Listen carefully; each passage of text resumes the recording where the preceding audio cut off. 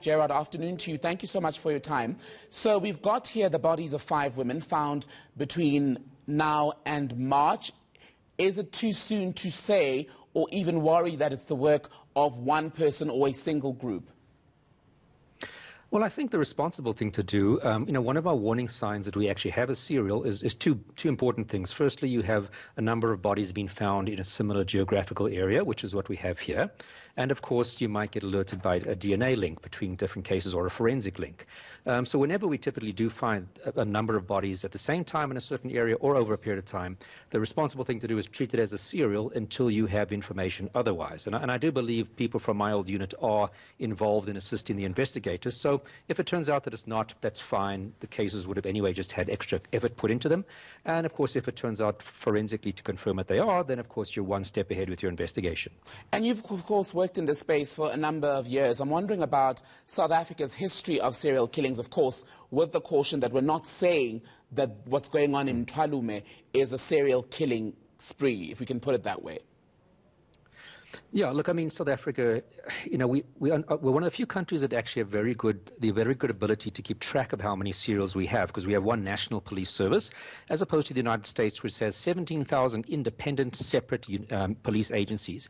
So we have one police service that makes it easier to pick up and link these cases. We have one DNA database. We have my old unit that is involved in training detectives and advising on these cases. So as a result of that, we actually have fairly accurate stats, which, again, because other countries don't, might make us look like we have a lot. I recall in my time in SAPS, we probably were picking up about 10 new murder series a year.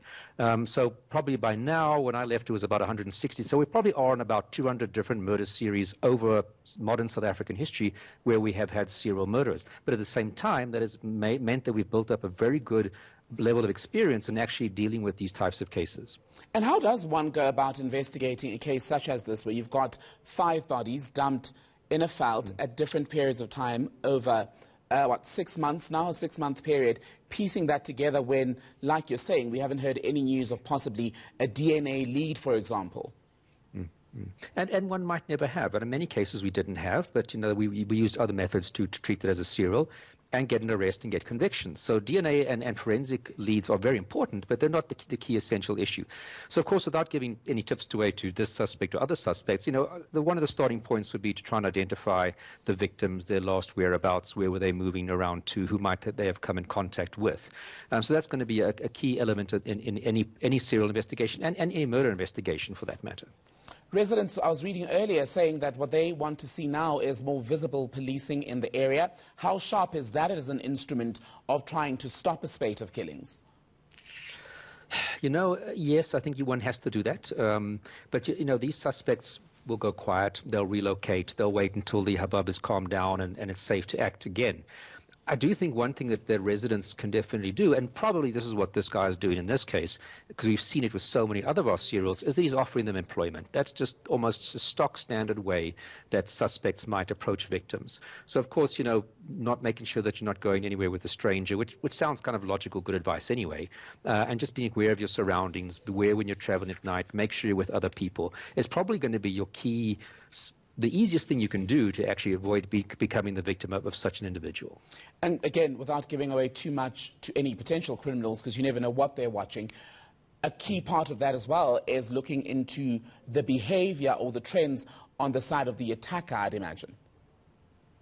Yeah, so again, what the police will be doing is trying to piece together the modus operandi, the causes of death, and of course there your forensic pathologists are going to be essential in helping us piece that together. So even if the bodies are fairly decomposed, there's still a lot of great, amazing forensic work that we and the Department of Health and different universities have the ability to really understand what happened to this victim in their dying moments. You touched on this slightly at the beginning of our conversation, and perhaps I can phrase it differently and ask you about the possibility with our crime rate that this could very well be multiple killers who've killed these 5 women that have been found so far, because sadly in South Africa murders aren't uncommon. There's also the worry of copycat killings possibly.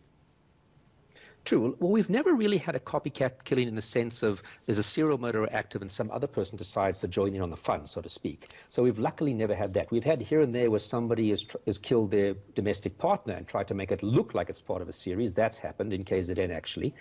We do know in KZN province, the sugarcane fields is kind of the typical place where our serial murderers would leave their bodies.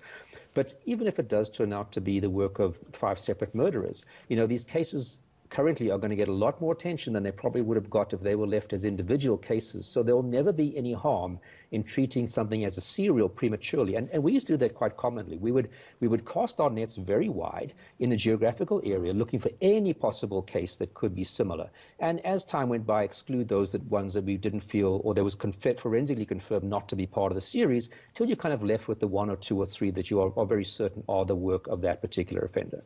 Gerard Labuskaghni, former SAPS Investigative Psychology Unit Head, thank you so much for your time this afternoon.